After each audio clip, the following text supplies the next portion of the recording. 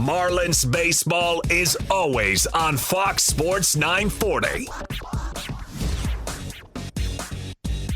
All right, we are live.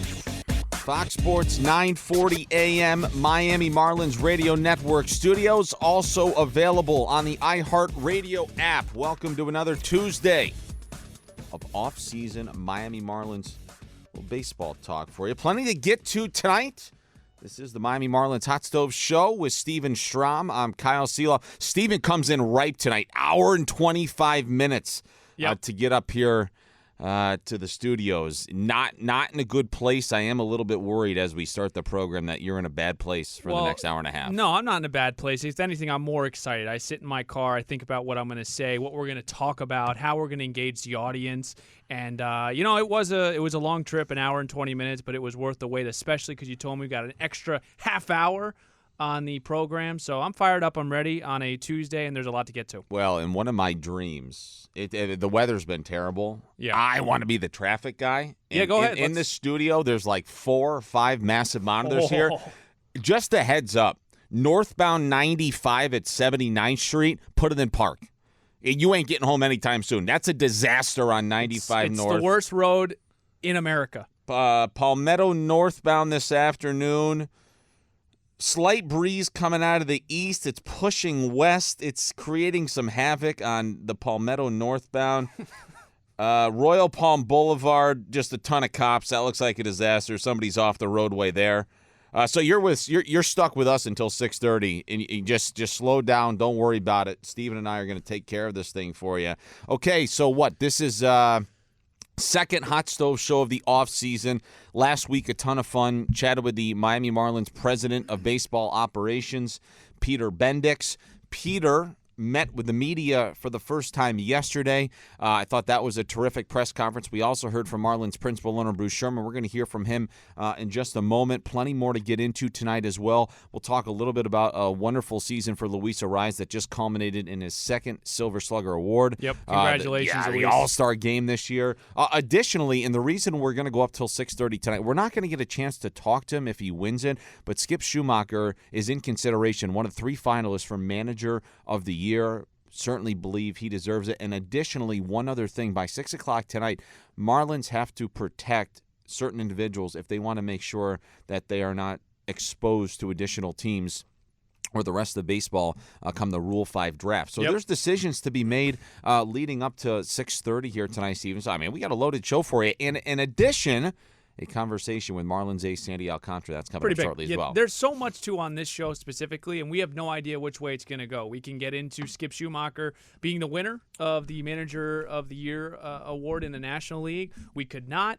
The 40-man, all that stuff. So there's a lot of good stuff here. Where do you want to start, though, here on this beautiful Tuesday evening? Yeah, here's where I think it's probably best to start tonight, because we have a little bit of sound from Marlins principal owner Bruce Sherman. Before we hear from him, so Bruce Sherman and Peter Bendix met with the media. They had a press conference yesterday at Lone Depot Park, and I'll turn it over to you because I thought both were terrific. I thought everybody said the right things, but your initial reactions before we hear from Bruce. Where do we want to start, Bruce or Peter? Well, just either, just from the day in general, from Peter or Bruce. Just kind of your thoughts. I think collectively, it was an exciting morning. I thought both are obviously well spoken. I think Bruce is really excited about this hire with Peter Bendix, and I think one of the things that he really tried to emphasize was Tampa's known for their analytics, but talking with Peter, it's about culture. And that's what they built with Skip Schumacher in year 1, and hopefully that Peter and Skip see eye to eye. I'm sure they do in a lot of cultural aspects. But I thought Bruce was very eminent on the fact that, look, Tampa, great organization, but it's not all about analytics, and that's kind of what we think. I think sometimes as a viewer when it comes to Tampa. Well, I think there was a narrative out there as well Correct. that Bruce was just in search of somebody that was extremely analytically inclined, and I thought he disposed of that, gently, like, hey, that we're going after people. It's not bunch of robots. Yeah, right. That we want somebody that can create a culture and build and build and build, and it's not all about analytics, obviously. My favorite thing, though, from what he said was, and I'm paraphrasing here, but this is what Bruce said on Peter. He wore a Marlins hat on Monday. He was hired on Sunday, went to the GM meetings on Monday, then flew out Thursday and saw Skip on Friday. That says a lot about him. Yeah. And I thought that in itself tells you all you need to know about Peter, and he's hitting the ground running, and that's exactly what you want to hear from your general manager.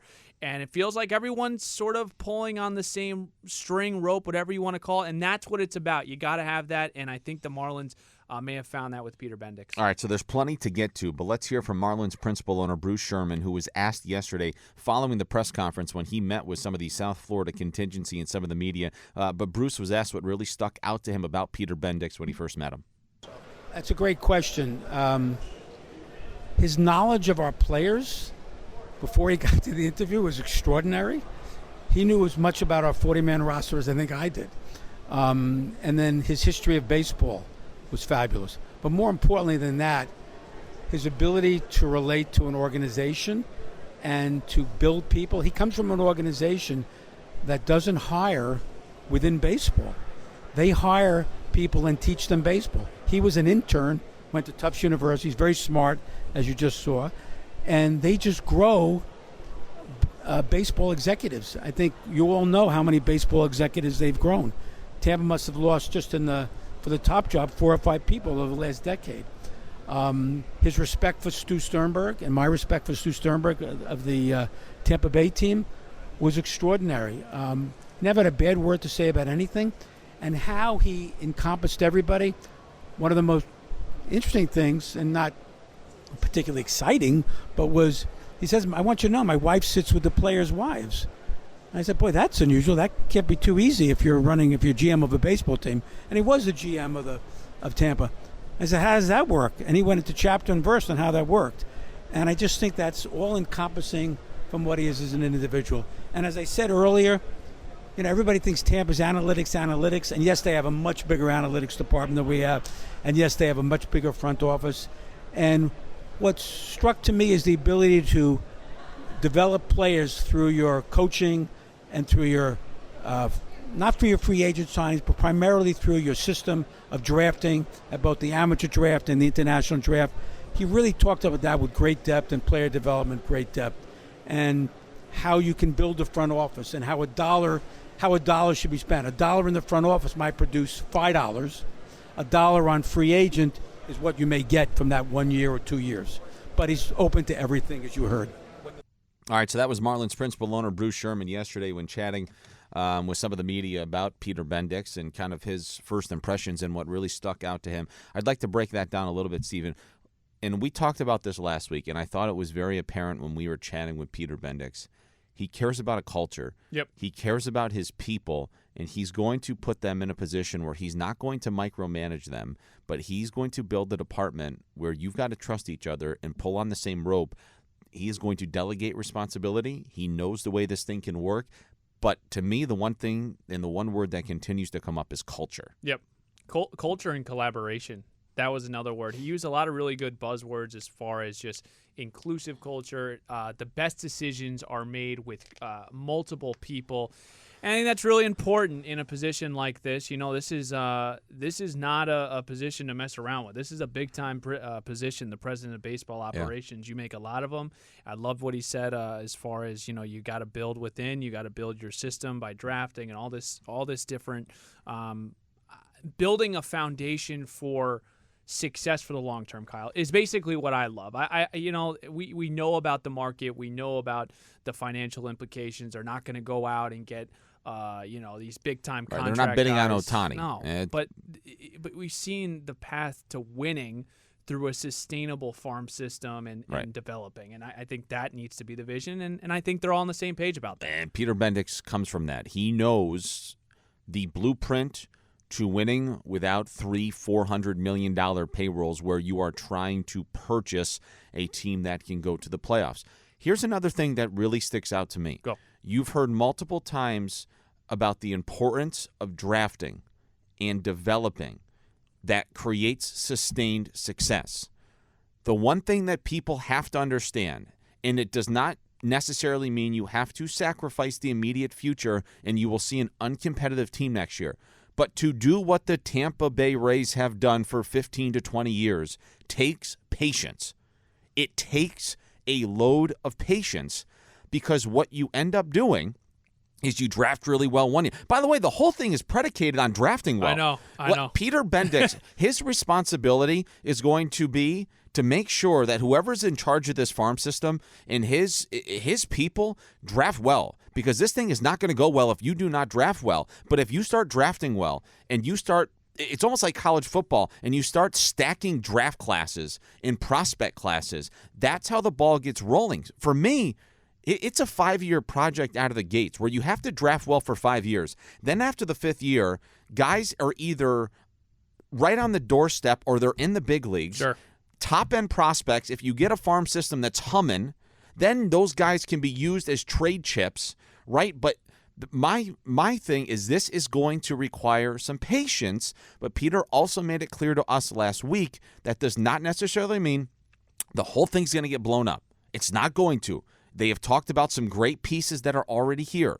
But it's no secret. If you're going to do this like the Tampa Bay Rays, and it's okay to say that because they're the model for this, it requires patience. Do you think he's going to take the same approach that he did in Tampa and try to shift it to Miami? Or what are some of the similarities and differences that you think he'll take from Tampa? And again, you look at the roster, it's different. There's different guys on this roster compared to Tampa, but his overall philosophy, do you think it's going to be primarily the same what he did in Tampa? He doesn't know much different. Yeah. That's not to undermine anything that he's done. And but it's worked. Peter Bendix, for 15 years of his life, all he knows is like 85 to 95 wins a year in playoff appearances. Yeah. And there is a blueprint for that. Now, the other thing that'll rile fans up a little bit, but you want to know the one thing the Tampa Bay Rays have done extremely well for a decade now? Trades. And they do it with about a year and a half left of guys with team control that they know they're not going to be able to keep around and give them big dollars. They know when to trade guys when their value is at its highest, because if you let them go, you know you're not going to re-sign them. You've got to get stuff back to keep that farm system humming that continues to put you in a place on the big league field where you can have success. Yeah, and I knew this topic was going to come up. I actually had looked up some of the trades that not just he made, that the entire organization made, but the Pittsburgh one sticks out to me, right? Tyler Glasnow, Austin Meadows for Chris Archer, right? And at the time, Chris Archer, he was a bad boy. I mean, he was really, really good. Trading Evan Longoria, he was a fan favorite in Tampa Bay, sent him to L.A. So the trading aspect of things is, to me, the most intriguing part. You have to trade him before it's too late. Because there got to a point, Kyle, teams didn't want to trade with Tampa.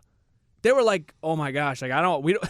It still feels that way when you trade with them. You feel like you're getting fleeced every time. What do they know that we don't know? Right. Similar. Why do they want that 19-year-old in single A that nobody cares about? And he's batting .218 and everything. All of our metrics say that he's not going to turn into what they're giving us right now. 100%. Can they create it? Because if that happens, watch out. Peter knows how to do it. Yeah. I don't think he's going to deviate from something that's worked for 15 years. Because again, you're going from Tampa Bay to Miami, where circumstances are fairly similar, right? You're going to be working in the same ballpark in terms of payroll. And by the way, Bruce Sherman made it very clear they're not going to be second to last in payroll. He's very willing to spend. That's what I think the difference is going to be. Now, all of a sudden, like it is going to be different and looking at the finances. For that. Absolutely, because he for Berger and Bell, he dug in and put his money where his mouth is. Now, and the other thing about that, though, they're not just going to recklessly spend. They will spend when they feel like the opportunity is right. Is that 2024? I don't know. Is it 3 years from now when they feel like they've put 2 great draft classes together and there's college kids that are ready to play? You don't know. But the bottom line is that Peter Bendix, who is now in charge of this thing, is going to work closely with Bruce Sherman, although he said he's not going to be down their throats, but Bruce Sherman is going to provide them with the necessary resources. It is now on the shoulders of Peter Bendix, and his responsibility now is to see in some way, shape, or form if he can replicate what they have done in Tampa Bay, because he knows exactly how to do it. It's going to take some patience, but if you get that thing to a place that you've seen in Tampa Bay, the expectation literally every single year is 85 to 90 wins, and it's disappointing if you're not in the playoffs. And the beauty of it, he's not walking into a situation where a team just won 65 games. He's walking into a situation where the Marlins won 84. They got to the postseason. They've got their manager back. They've got Josh Bell, who just opted in. They've got a ton of their core from last year still there with young pitching, which he always smiles about. That's one of the things he referenced a couple times in some of his media availability. that we got really good pitching with that smirk, and guess who also had really good pitching? They when he need was more, there at but they Tampa? do have good pitching. They do. We can actually get into that in a little bit. But they have pitching. They ran out of it at the end of the season. They did not have enough starting pitching. They have really good young starting pitching. They need more of it, and they have got to make sure that they've got enough to get them through a year, because you're right. The pieces are still there for this team to be very competitive in 2024.